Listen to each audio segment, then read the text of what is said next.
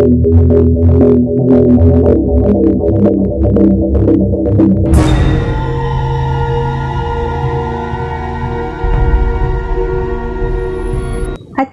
1. மலைச்சாரல் வீசும் இனிய காலை பொழுது. காற்றில் எங்கும் குங்கிலிய வாசனை. கிருஷ்ணா தனது வழக்கமான காலை பணியை தொடங்கினான். விட்டு விட்டு வீசும் பூந்தூரலாக விழும் மழைத்தூரலை பொருட்படுத்தாமல் தனது காலை ஜாகிங்கை ஆரம்பித்த பொழுது நேரம் காலை 5:45. அவன் தங்கியிருக்கும் வள்ளிமலை எஸ்டேட் திருநெல்வேலி மாவட்டத்தை சேர்ந்தது. முக்கிய நகரத்தின் அடிவாரத்திலிருந்து 11 ஹேர்பின் பெண்டுகளை கடந்தால் பூநாச்சியூர் மலை கிராமத்தை அடையலாம். அங்கிருந்து 2 கிலோமீட்டர்களை பாதையை தொடர்ந்தால் வள்ளிமலை எஸ்டேட் வரும். கிருஷ்ணா இந்த எஸ்டேட்டின் மேனேஜராக வந்து 1 மாதம்தான் ஆகிறது. சராசரி உயரம், மாநிறம், வசீகரமான கண்கள், எப்பொழுதும் புன்னகைப்பதை போன்ற முகம். ராமநாதபுரத்தின் ஒரு குக்கிராமத்தை சேர்ந்த அவனுக்கென்று யாரும் இல்லை. சொந்த முயற்சியில் படித்து முடித்து இன்று இந்த எஸ்டேட்டில் மேனேஜராக வேலைக்கு சேர்ந்துள்ளான். எஸ்டேட் முதலாளி சோமையா ஊட்டி, குன்னூர் போன்ற பல மலை பிரதேசங்களில் டீ எஸ்டேட் நடத்தி வருபவர். வருமானம் கொழிக்கும் அவருக்கு வாரிசு மட்டும் இல்லை. இருந்த ஒரே மகனும் சிறு வயதிலேயே ஏதோ விபத்தில் இறந்து விட்டான். அரண்மனை போன்ற அந்த பங்களாவில் அவரை தவிர வேலைக்கார மல்லி, தோட்டக்காரன் ஆறாமுதன், கேட் வாட்ச்மேன் சாம்பசிவம், இன்னும் எடுபிடி வேலைக்கு 2 பேர் என இருந்தனர். சோமையாவின் மனைவி இறந்து சில வருஷங்கள் ஆகிறது. அவளது மறைவுக்கு பிறகு இந்த வீட்டில் அதிகம் அவர் வசிப்பதில்லை. அடிக்கடி எங்காவது வெளியூர்களுக்கு சென்று விடுவார். கிருஷ்ணா அந்த பங்களாவில் இருந்து சற்று தொலைவில் உள்ள அவுட் ஹவுஸில் குடியிருக்கிறான். சோமையா 6 மாதங்களுக்கு முன்புதான் கோகுலன் என்ற ஒரு இளைஞனை வளர்ப்பு மகனாக ஸ்வீகரித்திருந்தார். அவனும் இப்போது பங்களாவில் தான் வசிக்கிறான். தன் ஜாகிங்கை தொடர்ந்தபடி வந்த கிருஷ்ணா காலை ஜாகிங்கில் வழக்கமாக ரெஸ்ட் எடுக்கும் அந்த பைன் மரத்திற்கு பக்கத்தில் இருக்கும் சிறிய கார்டனில் சிறிது நேரம் அமர்ந்திருப்பது வழக்கம். அன்றும் அப்படித்தான் அமர்ந்திருந்தான். அப்போது திடீரென வீல் என ஒரு பெண்ணின் அலறல் கேட்டதும் அதிர்ந்து போய் எழுந்து சுற்றுமுற்றும் பார்த்தான். காப்பாத்துங்க, காப்பாத்துங்க என்று அவள் கத்தவே சத்தம் வந்த திசையை நோக்கி ஓடினான் கிருஷ்ணா. அத்தியாயம் 2. சத்தம் வந்த திசையை நோக்கி ஓடியவனின் கண்களில் அந்த காட்சி பட்டது. அவனை பதற வைத்தது. மத யானை ஒன்று ஒரு பெண்ணை துரத்தி கொண்டு வருவதையும் அவள் அலறிக்கொண்டே அலையக்குள்ளே ஓடி வருவதையும் பார்த்தான். ஓடி வந்தவள் சட்டென தவறி ஒரு குழியில் துபீரென விழுந்தாள். யானை அந்த குழியின் அருகே நின்று விட்டது. சிறிது நேரம் பிளிர்விட்டு சென்று விட்டது. கிருஷ்ணா ஓடி வந்தான். அவளை எப்படி வெளியே தூக்குவது? அவளோ கைகளை நீட்டி மேலே பார்த்து கதறினாள். அருகிலிருந்த காட்டுக்கொடிகளை எல்லாம் ஒன்றன் மேல் ஒன்றாக பிணைத்து கட்டி அதனை ஒரு கயிறு போல ஆக்கி அதன் உதவியால் அவளை பிடிக்க சொல்லி கொஞ்சம் கொஞ்சமாக மேலேற்றினான் கிருஷ்ணா. பார்க்க மலைசாதி பெண் போலிருந்தாள் அவள். சின்னஞ்சிறு பூ போல இருந்தாள். மேல் மூச்சு வாங்கியவள் சிறிது ஆசுவாசப்படுத்தி கொண்ட பின் கேட்டான், யாருமா நீ? இங்க எப்படி வந்த? அதுவும் இந்த காட்டு யானைக்கிட்ட ஒத்த யானைக்கிட்ட எப்படி மாட்டின? ஐயா, நான் பக்கத்து மலை கிராமங்க. காட்டில் தேன் எடுக்க வருவேனுங்க. இன்னைக்கு வழி மாறி வந்துட்டேனுங்க. ஒத்த யானைக்கிட்ட மாட்டிக்கிட்டேனுங்க.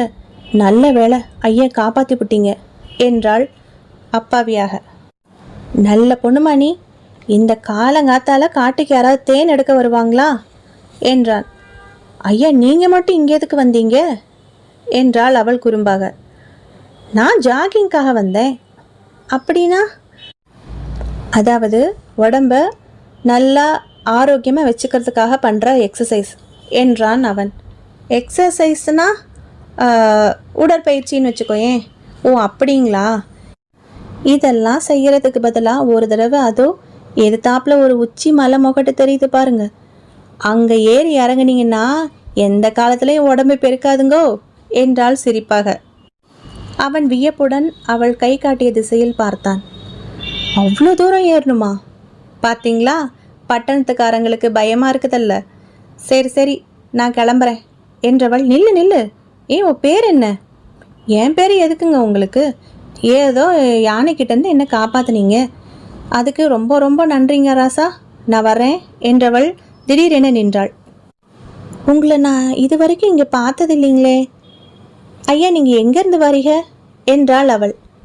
நான் வள்ளிமலை எஸ்டேட் மேனேஜர் கிருஷ்ணா. வந்து 1 மாசம்தான் ஆகுது என்றான். சட்டென நின்றாள் அவள். அவள் முகம் திடீரென நிறம் மாறியது. நீங்க வள்ளிமலை எஸ்டேட் மேனேஜரா? ஐயோ வேணாம், அங்கே வேணாம். அந்த இடம் உங்களுக்கு நல்லது இல்லைங்க. அங்கே இருந்தா உங்கள் உசுருக்கு ஆபத்து. வேற எங்கனாச்சும் போய் பொழைச்சிக்கங்க என கூறிவிட்டு ஓட துவங்கினாள் அவள். ஏய் பொண்ணு நில்லு, என்ன வளர்ற, என்ன ஆபத்து சொல்லிட்டு போ எனும்போது அவள் அங்கு இல்லை. ஆனால் எங்கோ குதிரையின் ஓசை மட்டும் கேட்டது. அவன் முகம் கவலையில் மாறத் துவங்கியது.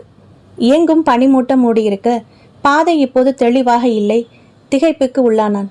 எங்கே தான் வந்த பாதை? அந்த இடத்தில் வந்த வழியே போக நினைத்து திரும்பிய போது காலில் ஏதோ மாட்டியதைப் போல் உணர்ந்து சுதாரிப்பதற்குள் பொத்தென கீழே விழுந்தான். அடுத்த நிமிடம் தரதரவென இழுத்துச் செல்லப்பட்டான் கிருஷ்ணா.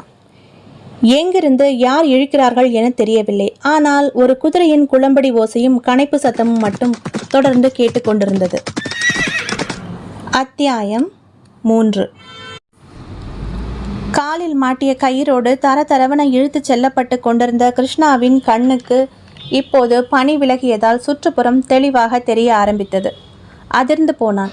இறக்கமான ஒரு மலை பள்ளத்தாக்கை நோக்கி குதிரை போய்க் கொண்டிருந்தது. இன்னும் சிறிது நேரத்தில் அதல பாதாளம் தன்னை விழுங்கப் போவதை உணர்ந்தான். அவ்வளவுதான், இனி தன் ஆயுசு முடிய போகிறது என்று நினைத்து கொண்டவன் தப்பிக்க ஏதாவது வழி தெரிகிறதா என சுற்றிலும் பார்வையை ஓடவிட்டான் அவசரமாக. சிறிது தூரத்தில் பாறைகளுக்கு நடுவில் நீட்டிக்கொண்டிருந்த ஒரு குறுகலான நெளிவு சுழிவான பாறைகள் வளைவு வருவதை கண்டதும் தான் இழுக்கப்பட்டு கொண்டிருக்கும் பாதையிலிருந்து பிரயத்தனப்பட்டு சற்று ஒரு கழித்து உருண்டு புரண்டவன் அந்த பாறை இடுக்கில் சென்று மாட்டிக்கொண்டான். கயிறு காலை இற்றுவிடும் போல் இழுத்தது. குதிரை கயிற்றை இழுத்து கொண்டிருந்தது. முழி பிதுங்கியது அவனுக்கு. பலங்கொண்ட மட்டும் எழுந்து கயிற்றை ஒரு சுண்டு சுண்டினான். குதிரையின் வேகம் தடைப்பட்டு தடால் என கீழே விழ வேகமாக காலில் மாட்டியிருந்த கயிற்றை அவிழ்த்தான். பெருமூச்சு விட்டான். அப்போதுதான் அந்த கயிறை பார்த்தான். நல்ல இளஞ்சிவப்பு நிறத்தில் வழக்கத்திற்கு மாறாக இருந்தது அந்த தாம்பு கயிறு. அது எங்கோ பார்த்த ஞாபகம் அவனுக்கு. கீழே விழுந்து கிடந்த குதிரையின் காலில் இருந்த கயிறை அவிழ்த்தவன் அதை தட்டி கொடுக்க குதிரை கனைத்து கொண்டே எழுந்து ஓடிவிட்டது. அந்த கயிற்றையும் எடுத்துக்கொண்டு களைப்புடன் பங்களாவுக்குள் நுழைந்தான். நுழைந்தவனை அதிர்ச்சியாக பார்த்தாள் வேலைக்காரி மல்லியம்மா. ஐயோ, இந்தா சாரி, இது எப்படி காயம் வந்தது நீங்களுக்கு? அவள் அலறிய அலறலில் அனைவரும் ஓடி வந்தனர். என்ன என்ன என்றவர்கள் அடிபட்டு வந்தவன் கோலம் பார்த்து திடுக்கிட்டார்கள். என்னப்பா ஆச்சு மேனேஜர் என்றார் சோமையா. ஒன்றுமில்லை சார், ஜாகிங் போயிருந்தேன், கால் வழுக்கி ஒரு பள்ளத்தில் விழுந்துட்டேன். பரவாயில்ல, தப்பிச்சு எழுந்திரிச்சிட்டேன், அதான் இப்படி. டாக்டருக்கு ஃபோன் பண்ணுப்பா கோகுல் என்றார் சோமையா படபடவென. பண்ணிட்டேன்ப்பா என்று வந்த கோகுல் கிருஷ்ணாவை பார்த்து, என்ன கிருஷ்ணா சார், கீழே விழுந்த மாதிரி தெரியலையே, ஏதோ தரன்னு இழுத்துட்டு போன மாதிரி இருக்கே காயத்தை பார்த்தா என்றான். சடார் என நிமிர்ந்து அவனை பார்த்தான் கிருஷ்ணா. கோகுலனின் முகத்தில் எந்த உணர்ச்சியும் இல்லை. டாக்டர் வந்து மருந்து போட்டுவிட்டு போன பிறகு ஓய்வெடுக்க தனது அவுட் ஹவுஸிற்குள் தனது அறைக்குள் நுழைந்தவன் படுக்கையில் விழப்போனான். அவனுக்கு எல்லாமே அதிர்ச்சியாகவும் ஆச்சரியமாகவும் கொஞ்சம் பயமாகவும் இருந்தது. காலை அந்த மலைசாதி பெண்ணை பார்த்தது, அவளை காப்பாற்றியது, பின்பு தான் ஆபத்தில் மாட்டிக்கொண்டது என வரிசையாக நினைத்து பார்த்தான். குதிரையின் கால் எப்படி தன் காலோடு சேர்த்து கயிறு பிணைக்கப்பட்டு கட்டியிருக்கும்? யார் அதை செய்திருப்பார்கள் என்று நினைத்து கொண்டே வந்தவன் திடீரென வித்தியாசமான ஒரு வாசனை உணர்ந்தான். மூச்சை நன்கு உள்ளிழுத்து விட்டான். என்ன வாசனை இது? சுற்றுமுற்றும் பார்த்தான். அறை ஏதோ வித்தியாசமாக உணர்ந்தான். தனது படுக்கை அறையில் மேலே ஏதோ நெளிவது புரள்வது போல் இருந்தது. சட்டென எழுந்து போர்வையை விலக்கி பெட்ஷீட்டை தூக்கி தரையில் உதறினவன் அதிர்ந்தான். 2 பாம்புகள் நெளிந்து நெளிந்து ஊர்ந்து கொண்டிருந்தன. கிருஷ்ணாவுக்கு கண்கள் பிதுங்கி வெளியே வரும் போல் இருந்தது. இதயம் எகிரின எகிரலில் துடித்து வாய் வழியே வெளியே வந்துவிடும் போல் இருந்தது. அலறின அலறலில் பங்களாவிலிருந்து அத்தனை பேரும் ஓடி வந்தார்கள். பாம்பு பாம்பு, சீக்கிரம் வாங்க வாங்க என்றான் கிருஷ்ணா. பாம்பா? எங்க எங்க? எல்லாரும் ஆளுக்கு ஒரு கட்டை எடுத்துக்கொண்டு ஓடி வந்தனர். உள்ளே வந்தவர்கள் நெளிந்து கொண்டிருந்த 2 பாம்புகளும் சரசரவென ஊர்ந்து ஒன்று வாசல் பக்கமாகவும் ஒன்று ஜன்னல் பக்கமாகவும் ஓடுவதை கண்டனர். துரத்தி கொண்டு ஓடி அதை அடித்து கொன்றனர். என்ன இது? ரூமுக்குள்ளே எப்படி பாம்பு வந்தது? பெரிய அதிசயமால இருக்கு என்று அங்கலாய்த்தாள் மல்லியம்மா. வர வர இந்த எஸ்டேட்டில் என்ன நடக்குதுன்னே தெரியல. இங்கே ஜீவிக்கவே எனக்கு இஷ்டமில்லா என்றபடி புலம்பிக் கொண்டே போனவள் கிருஷ்ணாவை பார்த்து, எந்தா கிருஷ்ணா தம்பி, கொஞ்சம் கவனமாயிட்டு இருக்கணுமல்லே என்று சொல்லிவிட்டு போனாள். கிருஷ்ணாவுக்கு என்ன செய்வதென்றே புரியவில்லை. தனது படுக்கை அறையில் மீண்டும் படுக்கவே பயமாக இருந்தது. வேலைக்காரர்கள் அனைவரும் ஒன்று சேர்ந்து அந்த அறையையே தலைகீழாக புரட்டி தட்டி பார்த்தனர். வேறு எதுவும் சிக்கவில்லை. ஆனாலும் அவன் ஹாலிலேயே படுத்து கொண்டான். அன்றைக்கு தனது அறைக்குள் எப்படி, தனது படுக்கைக்குள் பாம்பு எப்படி உள்ளே வந்து நுழைந்தது என்று சந்தேகம். அதே நேரம் அருகில் இருந்த தாழம்புவும் அவன் மனதை நிரடியது. இங்கு எப்படி தாழம்பு வந்தது என்று யோசித்து கொண்டிருந்தவன் அதீதமான களைப்பினால் உறங்கி போனான். அத்தியாயம் 4. மறுநாள் காலை பனிப்பொழிவு அதிகமாக இருந்த காரணத்தால் எஸ்டேட் விடுமுறை விடப்பட்டிருந்தது. சோமையா முதல் நாள் மாலையே ஏற்காடு போய்விட்டார். அவர் மனைவி அன்னலட்சுமி மாடியிலிருந்து தவறி விழுந்து இருந்து வருஷ திதியை முடித்துவிட்டு 2 தினங்கள் தான் ஆகிறது. கிளம்பிவிட்டார். கோகுலனின் அறை மாடி அறையில் சோமையாவின் அறைக்கு 2 அறை தள்ளி இருந்தது. சோமையா அவனை எங்கிருந்து அழைத்து வந்தார் என யாருக்கும் தெரியாது. திடீரென அழைத்து வந்து சட்டபூர்வமாக பிள்ளையாக்கி கொண்டார். அவனது நடவடிக்கைகள் கொஞ்சம் அசாதாரணமாகத்தான் இருந்தது. திடீரென வருவான், திடீரென போவான். மேனேஜர் கிருஷ்ணாவின் அறைக்கு சூடான தேநீருடன் வந்தாள் சமையல்காரி மல்லியம்மா. 40 வயதிற்கு மேல் ஆகும் அவளுக்கு யாரும் இல்லை. 5 வருடங்களாக இங்கு வேலையில் இருக்கிறாள். எந்தா தம்பி, இப்படி ஆயிடுச்சே, கொஞ்சம் பார்த்து வரக்கூடாதா? கிருஷ்ணா சிரித்தான் மெல்லமாக. இந்த கால பசங்களுக்கு எல்லாம் சிரிப்புத்தான். பள்ளத்தில் விழுந்து எந்திரிச்சு வரும்போதே பாம்புகளையும் தூக்கிட்டு வந்துட்டீங்க போல இருக்கே என்று சிரித்தவள், கொஞ்சம் கவனமாக இருந்துக்கோங்க தம்பி, நான் தான் சொன்னேனே காலையில் பனி அதிகமாக இருக்கும், போக வேண்டாம்னு என்று அங்கலாய்த்தாள். இப்படித்தான் உங்களுக்கு முன்னால் ஒரு மேனேஜர் தம்பி, பேர் ஏதோ ரமேஷ்ன்னு பேர், சொல்ல சொல்ல கேட்காம மலையேறி போகிறேன்னு சொல்லி கீழே உளுந்து போயிடுச்சு. ஒரு எலும்பு கூட காங்கலை இன்னும். அதுக்கு 3 மாதத்துக்கு அப்புறம் ஒரு மேனேஜர் தம்பி, சுமனோ என்னமோ அந்த தம்பி பேர். அந்த தம்பி இந்த அவுட் ஹவுஸில் தான் தங்கியிருந்தது. குதிரை ஏற போகிறேன்னு சொல்லி போச்சு. அப்புறம் போனமாக தான் திரும்பி வந்துச்சு. இன்னொரு மேனேஜர் தம்பி எஸ்டேட்டுக்குள்ளாரே இப்படி பாம்பு கடிச்சு செத்து போச்சு. 1 வருஷத்துக்கு முன்னாடி எசமானி அம்மா மாடியிலேருந்து தவறி விழுந்து செத்தாக. என்ன கஷ்டகாலமோ தெரியல. அவங்க செத்து போனதுக்கப்புறம் வரிசையாக ஒவ்வொருத்தராக செத்து போகிறாங்க. எல்லாம் இந்த அவுட் ஹவுஸ் கட்டின வேலை தான்னு எல்லாரும் சொல்கிறாங்க. அதான் இப்படி பாடாப்படுத்துது என்றாள். அவள் பேசுவதை எல்லாம் அமைதியாக கேட்டுக்கொண்டிருந்த கிருஷ்ணா மெல்ல கேட்டான். இந்த கோகுல் யாரு? எங்கேருந்து வந்தாரு? அவரை எப்படி ஐயா மகனா தத்தெடுத்துக்கிட்டாரு என்றான். அது என்னவோ தெரியல தம்பி, அவனை அவ்வளோ வேகமாக தத்தெடுத்துக்கிட்டாக. ஆனால் ஒரு நாள் ஒரு பொழுது அவர் கூட பாசமாக சம்சாரித்து நான் பார்த்ததில்லை என்றாள் கண்களை உருட்டி விழித்தபடியே. பிறகு மல்லி போய்விட்டாள். கிருஷ்ணாவுக்குள் ஏதோ ஒரு மர்ம பங்களாவுக்குள் இருப்பது போன்ற ஒரு பிரமை. நடக்கும் எல்லாவற்றிற்கும் இந்த கோகுல் தான் காரணமாக இருப்பானோ என்று யோசித்தபடியே மெல்ல தோட்டத்தில் உலாத்தினான். பனிப்பொழிவு அவனுக்குள் உள்ளுக்குள் குளிர்ந்து கிடுகிடுக்க வைத்தது. சட்டென அந்த மலைசாதி பெண்ணின் ஞாபகம் வந்தது. ஏன் அப்படி சொல்லிவிட்டு போனாள்? யார் அவள்? பெயர் கூட கேட்கவில்லையே என்று யோசித்து கொண்டே உலாத்தினவன் சட்டென நின்றான். பின்னாடி புதரின் வளைவில் திடீரென அசைவும் சலசலப்பும் கேட்கவே தூக்கி வாரி போட திரும்பினான். எதிரில் அவளேதான், அந்த மலைசாதி பெண். அட, என்ன ஆச்சரியம்! இப்பதான் நினைச்சேன், அதுக்குள்ள வந்துட்டியே என்றான் கிருஷ்ணா. நல்ல வேளை, தப்பிச்சிட்டீங்க என்றாள் நடுக்கத்துடன். நிமிர்ந்தான். உனக்கு எப்படி தெரியும் நான் ஆபத்தில் மாட்டினது? உங்கள் அலறல் சத்தம் கேட்டு நான் ஓடி வந்தேன். பனியில் எதுவும் தெரியல. சத்தம் கேட்ட திசையை வச்சு குத்து மதிப்பாக ஓடி வந்து பார்த்தேன். கொஞ்சம் தூரத்தில் நீங்கள் பாறை இடுக்கில் மாட்டிக்கிட்டபடி தப்பிச்சிட்டது தெரிஞ்சது. நிம்மதியாச்சு என்றாள். அவன் அவளையே பார்த்தான். உன் பேர் என்ன? சென்னி என்றாள். இதை பார் சென்னி, எனக்கு ஏதோ ஆபத்துன்னு சொன்னியே, அது என்ன? அவள் எச்சில் விழுங்கினாள். சொல்லு. நீங்கள் இந்த ஊரில் இருந்தால் உங்கள் உயிருக்கு ஆபத்து. யாரால? நான் சொல்கிறத கேளுங்க. இந்த ஊரை விட்டு போயிடுங்க. அதான் கேட்குறேன், ஏன் போகணும்? யாரால என்ன ஆபத்து? அதை மட்டும் கேட்காதீங்க. பத்திரமா இருந்துக்கோங்க என்று கூறிவிட்டு சிட்டாக பறந்து விட்டாள் சென்னி. கிருஷ்ணா குழம்பினான். என்ன இது, ஒன்றும் புரியலையே என்று குழம்பியபடியே உலவிக் கொண்டிருந்தான். மாடியிலிருந்து இவை அத்தனையும் பார்த்து கொண்டிருந்தான் கோகுலன். அத்தியாயம் 6. சில தினங்கள் கழித்து எஸ்டேட் சம்பள பட்டுவாடா நடந்து கொண்டிருந்தது. தொழிலாளர்கள் ஆண்களும் பெண்களுமாக வரிசையாக நின்று கொண்டிருந்தனர்.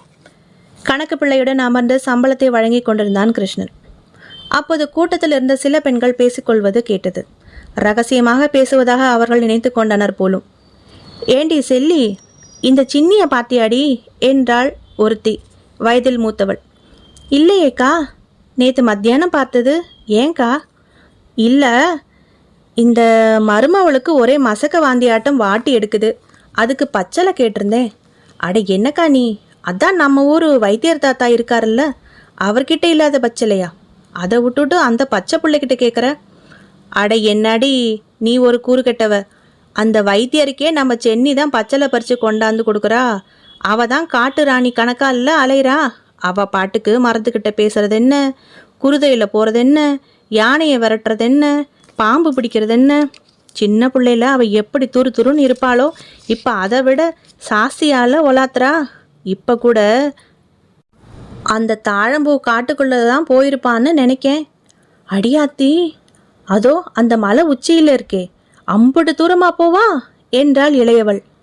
ஆமாம், அதான் பேய் வளர்த்துற மாதிரி எந்நேரமும் காட்டுக்குள்ளெல்லாம் திரியிறா. மைனா போனதுக்கப்புறம் அவளுடைய நடவடிக்கையே ஒரு மார்க்கமாக தான் இருக்குது போ. அவள் அப்பனும் அவளை என்னான்னு கண்டுக்கிறதே இல்லை என்றனர். கிருஷ்ணனுக்கு இருப்பு கொள்ளவில்லை.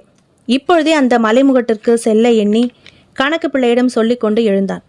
அவனுக்கென்று எஸ்டேட் சார்பாக ஜீப் ஒன்று கொடுக்கப்பட்டிருந்தது.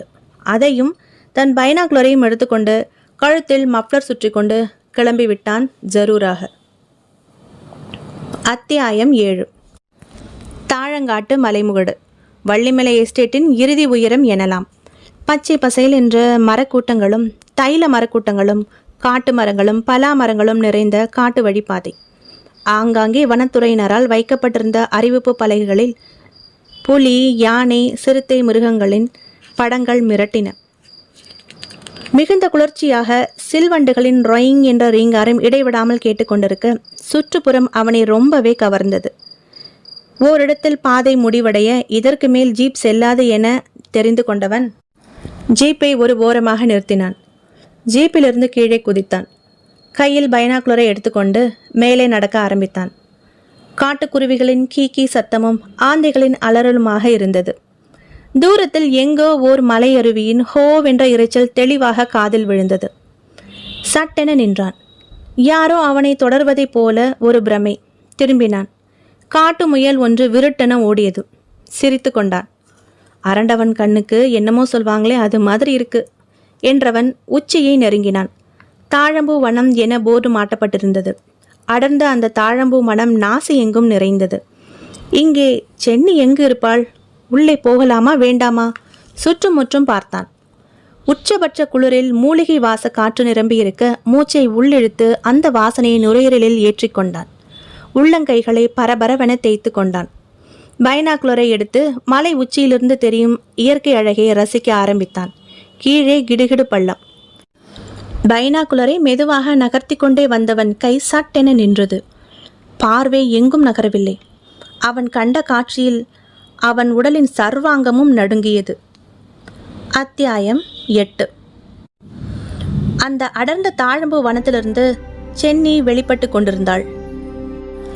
அவள் 2 கைகளிலும் பாம்பு குட்டிகள் நெளிந்து கொண்டிருந்தன. பார்த்து கொண்டிருந்த கிருஷ்ணனுக்கு அமிலத்தை சப்பியது போல் ஆகியது. சென்னி அவனை பார்த்துவிட்டு சட்டென நின்றாள். அவனை அவள் எதிர்பார்க்கவில்லை என்பதை அவள் பார்வையே சொல்லியது. நீங்க எப்படி இங்கே என்றாள் ஒரு மாதிரியான குரலில். நான் ஒன்று தேடித்தான் சென்னி வந்தேன் என்று சொல்ல நினைத்தவன் வார்த்தை வெளியே வராமல், இது என்ன இது சென்னி என்றான். ஏன், உங்க ஊர்ல இதுக்கு பேர் என்னவா என்றாள் புருவத்தை உயர்த்தியபடி. நெளியும் பாம்பு குட்டிகளை அவன் முகத்திற்கு நேரே உயர்த்தியபடியே அவனுக்கு அவள் முகத்திலிருந்த கண்கள் மின்னியதைப் போல் இருந்தது.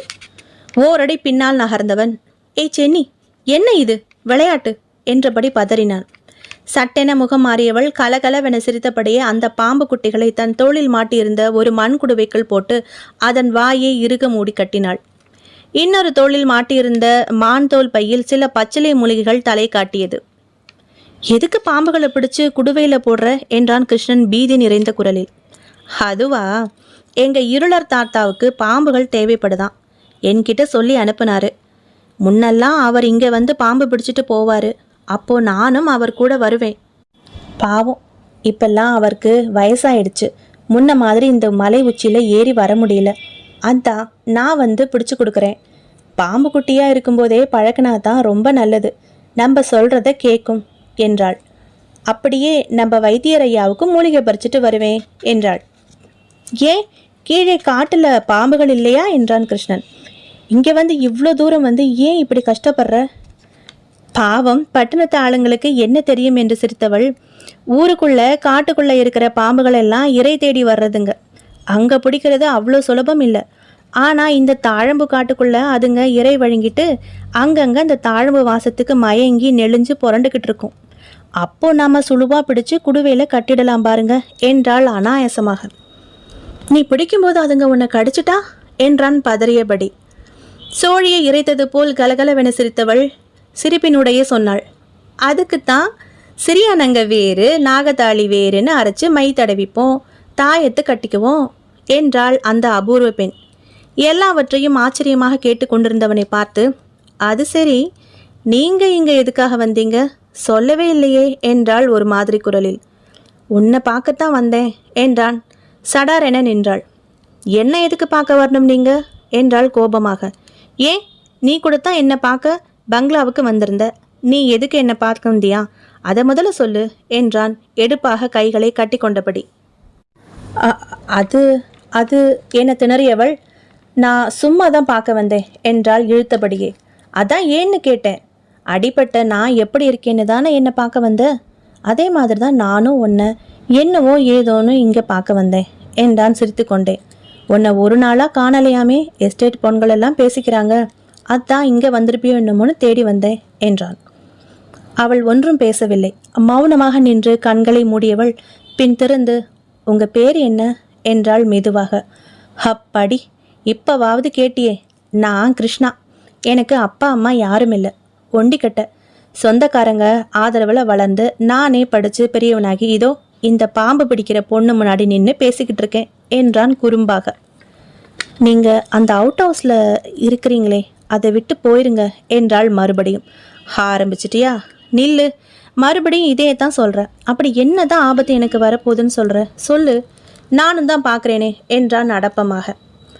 சென்னி சிலிர்த்தாள். கண்களை ஒரு கணம் இறுக மூடித்திருந்தவள் புன்னகைத்தபடியே, ஆமாம், அது என்ன கையில் என்றாள் கேள்வியாக. இதுவா, இது பைனாகுலர். தூரத்தில் இருந்த பொருட்களை எல்லாம் பக்கத்தில் காட்டும்.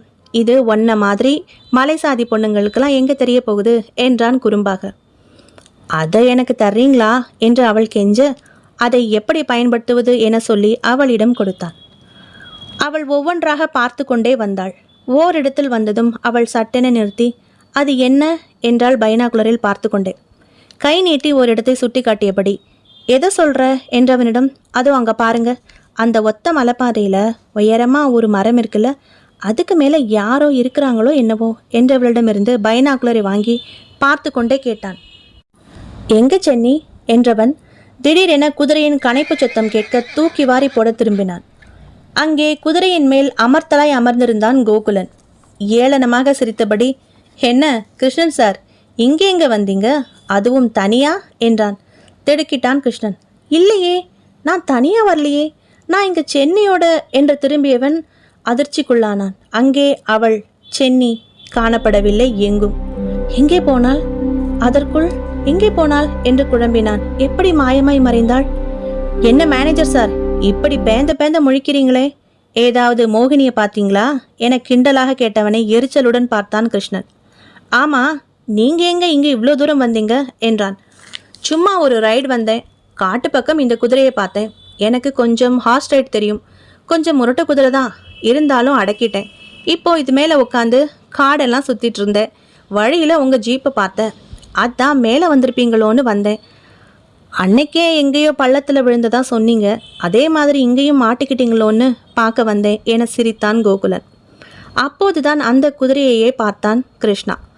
இது இது அதே குதிரை அல்லவா? அவனை காலோடு கட்டி இழுத்து சென்ற அதே குதிரை என்று அன்று நடந்ததை நினைத்ததும் உடல் ஒருமுறை நடுங்கியது கிருஷ்ணாவுக்கு.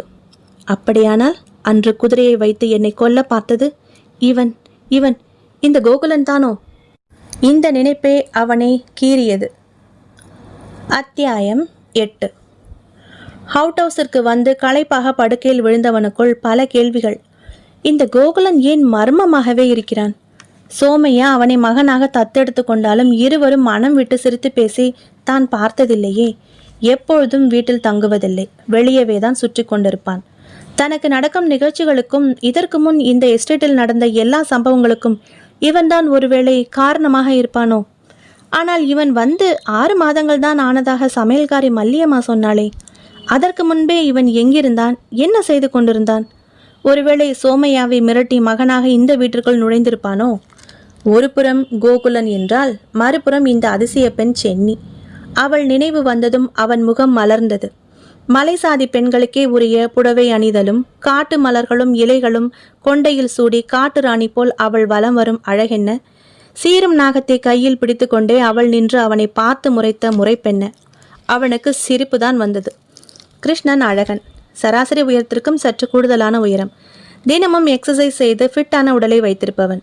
எந்தவித கெட்ட பழக்கங்களுக்கும் நோ சொன்னதால் இயல்பாகவே அவனிடம் ஒரு தேஜஸ் தெரிந்தது. படிக்கும் காலத்தில் அவனை நெருங்கியவர்கள் ஏராளம், யாரையும் ஏறெடுத்தும் பார்த்ததில்லை அவன். இன்று இந்த மலை பிரதேசத்தில் ஒரு மலைசாதி பெண்ணிடம் மனதை பறிகொடுத்த தன் நிலையை நினைத்து நினைத்து அவனுக்கு சிரிப்பு கூட வந்தது. வேலைக்காரன் வந்து இரவு சாப்பாடு தந்துவிட்டு போய்விட்டான். குளிருக்கு இதமான தேநீரும் சூடாய் சப்பாத்தியும் பட்டாணி குருமாவும் ஹாட்பேக்கில் மணத்தது.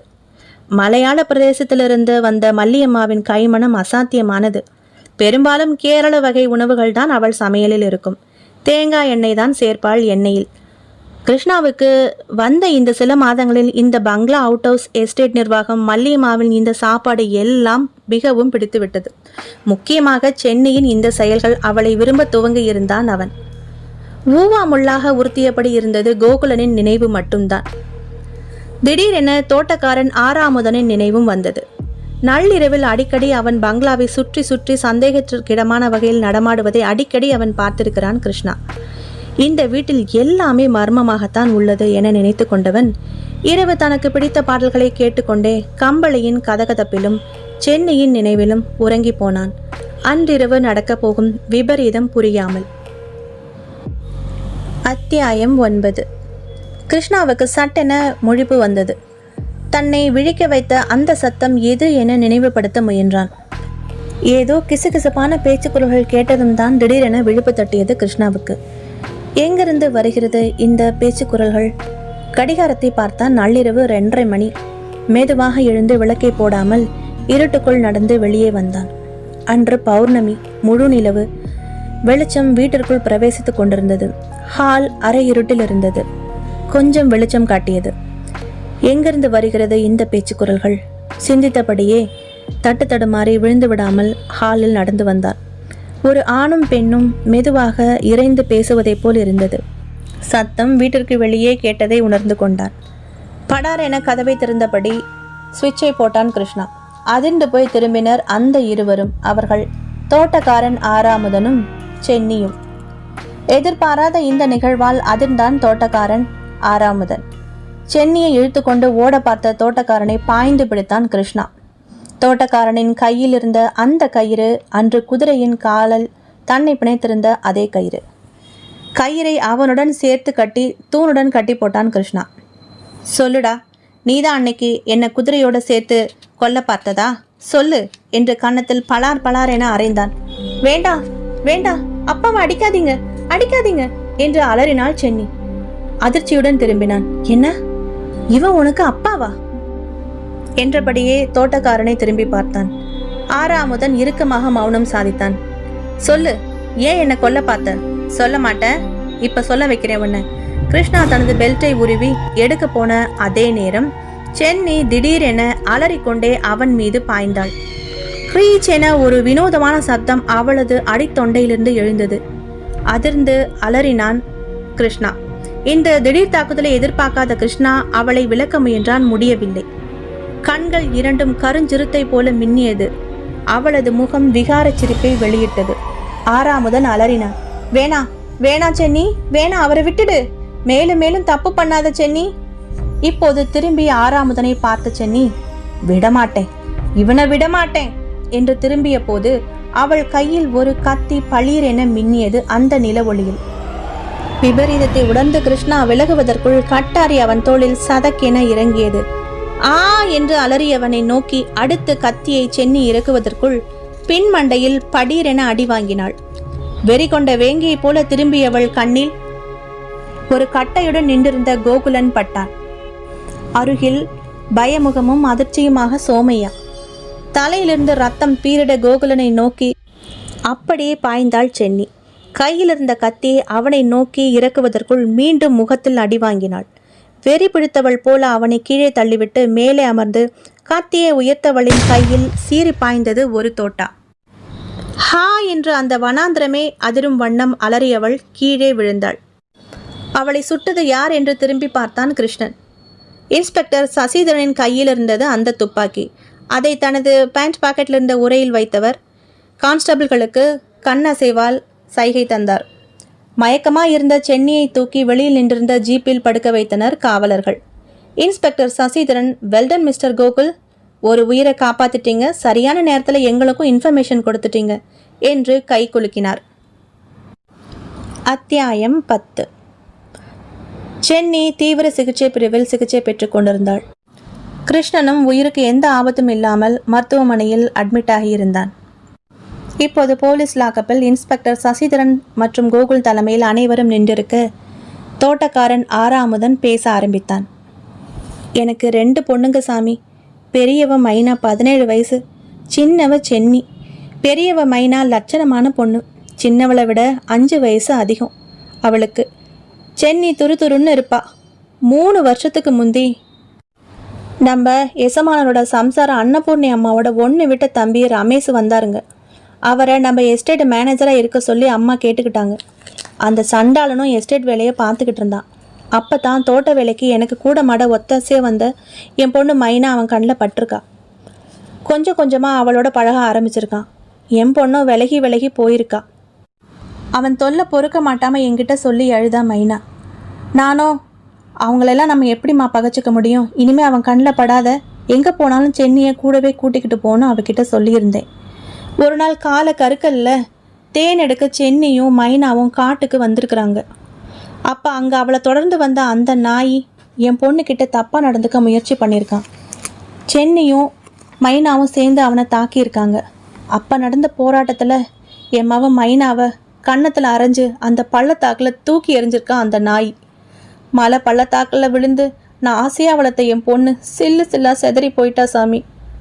கண்ணு முன்னாடி தன் அக்கா இறந்ததை பார்த்த சென்னி அலறிக்கிட்டே பைத்தியம் பிடிச்ச மாதிரி ஓட ஆரம்பிச்சிருக்கா.